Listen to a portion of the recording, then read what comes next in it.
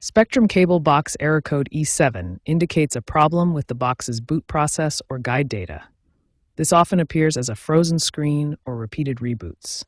The most immediate fix is a power cycle. Unplug the cable box and its power adapter for at least 60 seconds. Then plug it back in and wait 2 to 3 minutes for it to reboot. According to Spectrum's 2025 data, this resolves the issue for 65% of users. If the error persists, a factory reset might be necessary.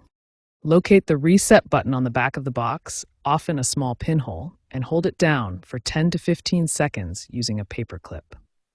Be aware that this will clear the cache and restore default settings, requiring you to re-scan channels afterward. If basic resets don't fix error code E7, further troubleshooting is needed. Start by ensuring all cable connections are secure, as weak signals can cause boot failures. Connect the cable box directly to your modem or router using an Ethernet cable for a stable IP address. This can resolve connectivity issues that cause E7 errors. Check for over-the-air firmware updates from Spectrum. Outdated software can trigger E7, so ensure your box has the latest version. To prevent future E7 errors, use a surge protector to shield your cable box from power surges, especially during storms. Consider switching to the Spectrum TV app on smart TVs or streaming devices. This bypasses the cable box entirely and reduces the chance of E7 errors.